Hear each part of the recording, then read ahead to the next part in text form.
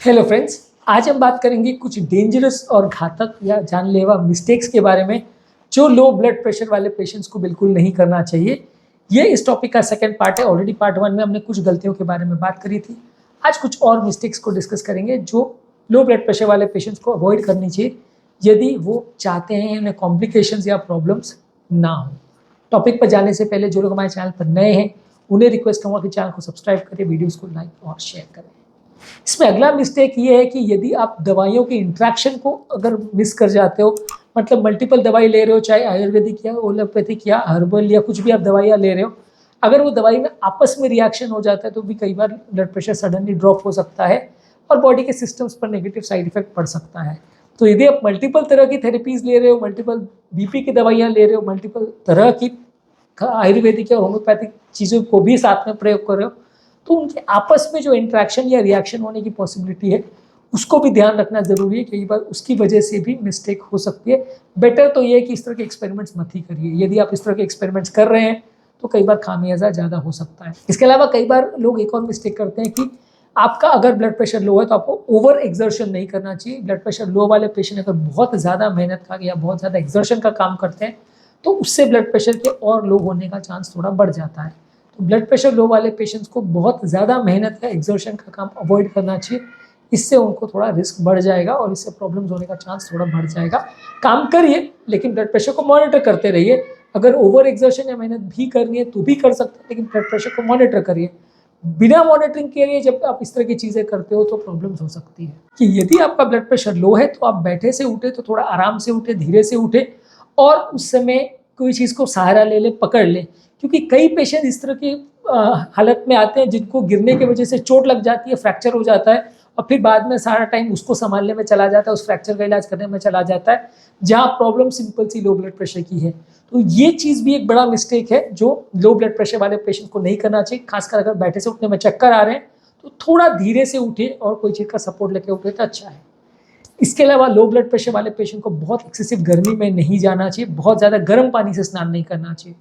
बहुत ज़्यादा गर्मी में यदि ये लोग जाते हैं तो पसीने की वजह से पानी का लेवल बॉडी का बहुत कम हो सकता है, जिसकी वजह से ब्लड प्रेशर और ड्रॉप हो सकता है। ब्लड प्रेशर और कम इसलिए भी होता है गर्मी में क्योंकि नलियाँ डायलेट हो जाती है, वैसोडाइलेशन इसको बोलते हैं।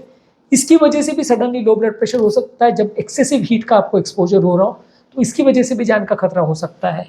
इसके अलावा बहुत गर्म पानी से स्नान करना या बहुत गर्म पानी पीना भी ब्लड प्रेशर को ड्रॉप कर सकता है, क्योंकि ये भी नलियों को डायलेट करता है, जिसकी वजह से ब्लड प्रेशर ड्रॉप हो सकता है, जिसकी वजह से आपको बॉडी का टेम्परेचर मेंटेन करना मुश्किल होगा। क्योंकि बॉडी का ये टेम्परेचर कंट्रोल सिस्टम जो है ये पानी द्वारा ही मेंटेन होता है। तो यदि आप बहुत ज़्यादा गर्मी का अगर एक्सपोजर कर रहे हो तो बॉडी को बहुत ज़्यादा पसीना बनाना पड़ेगा, जिसकी वजह से आपका बॉडी का ब्लड प्रेशर ड्रॉप हो सकता है, क्योंकि पसीना बनाने में बॉडी का वाटर लॉस होता है। तो इसका भी आपको विशेष ध्यान रखना है कि बहुत ज़्यादा गर्मी में ना जाए। इसके अलावा कई बार आप रेगुलर हेल्थ चेकअप्स वगैरह को मिस कर देते हैं। डॉक्टर के पास आप फॉलोअप के लिए नहीं जाते। मान लीजिए आपको कोई भी low blood pressure, high blood pressure, kidney का, लिवर का कुछ भी प्रॉब्लम है, हर बीमारी में प्लीज़ को 2-4 महीने में एक बार डॉक्टर को दिखाना चाहिए। ये दिखाने का पर्पज़ ये होता है कि वो आपकी छोटी मोटी जो मिस्टेक्स है, प्रॉब्लम्स है, उसको डिटेक्ट करते हैं, सही टाइम पे सही ट्रीटमेंट आपको दे सकते हैं।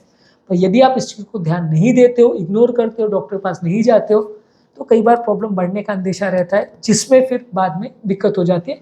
तो एटलीस्ट 2-4 महीने में आपको डॉक्टर को दिखाना चाहिए। इसके अलावा लोग कई बार वॉमिटिंग और लूज मोशन को इग्नोर कर देते हैं। जब वॉमिटिंग 2-4 बार भी हो जाए तो लोग को लगता है कि 2-4 बार हुआ, कितना पानी गया होगा, लूज मोशन 2-4 बार गया, कितना पानी गया होगा।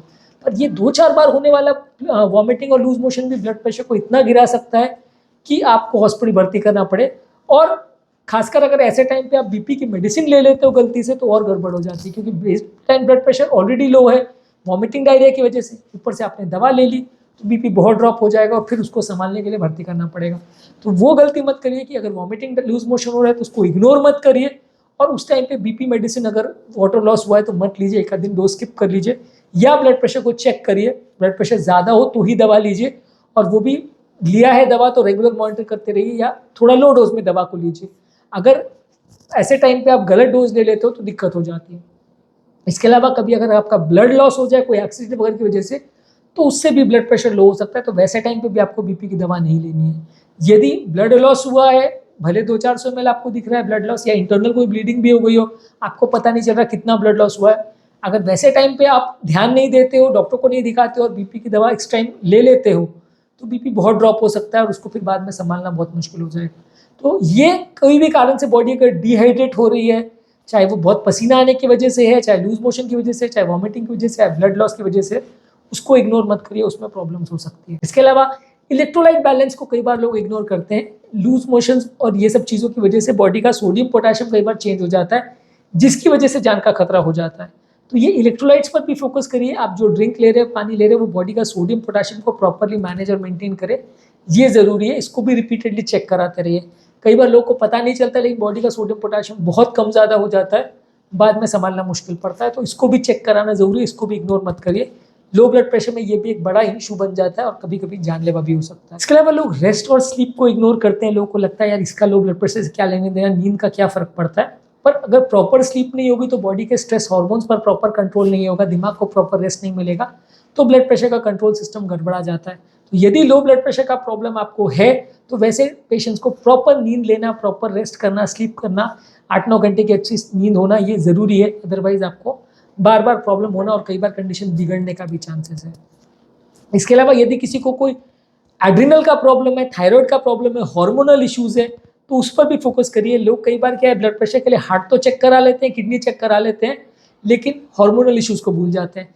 यदि बार बार लो ब्लड प्रेशर का प्रॉब्लम हो रहा है, खासकर तब जब कमजोरी वगैरह हो रही है, तो वैसे लोग को कई बार आपका हार्मोन लेवल्स को भी चेक कराना जरूरी, खासकर थायराइड और एड्रिनल लेवल्स, क्योंकि ये भी कॉमन कारण है जिसकी वजह से ब्लड प्रेशर बहुत लो हो सकता है और जान का खतरा हो सकता है। इसके अलावा लोग कई बार डाइटरी चेंजेस पर भी फोकस नहीं करते। यदि खाने पीने में आप नमक पर फोकस नहीं कर रहे और खाने पीने में क्या खाना है, आपको ज़्यादा सोडियम लेना है, पोटेशियम आपको कम करना है, यदि आपको लो बीपी का प्रॉब्लम है। वहीं अगर हाई बीपी का प्रॉब्लम है तो सोडियम कम, पोटेशियम ज़्यादा लेना है। यदि ये चीज़ों पर आप फोकस नहीं करोगे तो आपका ब्लड प्रेशर में बहुत वेरिएशन आएगा। आपको नहीं समझ में आएगा कि क्यों वेरिएशन आ रहा है, लेकिन आपके खाने पीने में चेंजेस ज़रूरी है। कौन कौन सी चीज़ में सोडियम ज़्यादा होता है, सोडियम कम होता है, कौन कौन चीज़ में पोटेशियम ज़्यादा होता है, पोटेशियम कम होता है, इस पर हमने ऑलरेडी सेपरेट वीडियोस किए हैं। ये डाइटरी चेंजेस को भी प्रॉपरली फॉलो और मेंटेन करना बहुत ज़रूरी है यदि आपका बॉर्डरलाइन या लो ब्लड प्रेशर है। नहीं तो छोटी छोटी मिस्टेक की वजह से आपका ब्लड प्रेशर कंट्रोल करना मुश्किल हो जाता है। इसके अलावा यदि किसी व्यक्ति को अगर वैरिकोज वेन्स का प्रॉब्लम है या इस तरह का कोई और बीमारी है, तो उसको भी मैनेज और मेंटेन करना ज़रूरी है। यदि किसी व्यक्ति को वैरिकोज वेन्स है तो उसमें सडन ब्लड के पुल होने की वजह से बीपी लो हो सकता है। किसी व्यक्ति को अगर पहले बेहोशी का अगर हिस्ट्री है, सिंकोपी जिसको बोलते हैं, अगर वैसा है तो उसका भी जांच करना ज़रूरी है, क्योंकि अगर आप इसकी प्रॉपर जांच या ट्रीटमेंट नहीं करते हैं तो लॉन्ग टर्म वो भी आपको प्रॉब्लम क्रिएट कर सकता है, बाद में संभालना मुश्किल पड़ सकता है। यदि पेशेंट को ब्लड प्रेशर लो होने की वजह से बेहोशी हुई है किसी भी कारण से, तो उसको डिटेल में जाँच करना ज़रूरी है कि कोई सीरियस इशूज़ तो नहीं है। तो आज के टॉपिक में हमने बात करी कुछ इंपॉर्टेंट और पोटेंशियली डेंजरस मिस्टेक्स जो लो ब्लड प्रेशर वाले पेशेंट्स को नहीं करनी चाहिए। यदि ऐसा आप करते हैं तो प्रॉब्लम्स होने का चांस बढ़ सकता है। उम्मीद करूँगा कि आज के टॉपिक में कुछ नई बातें जानने को मिली होगी। जो लोग हमारे चैनल पर नए हैं उन्हें रिक्वेस्ट करूँगा कि चैनल को सब्सक्राइब करें, वीडियोज़ को लाइक और शेयर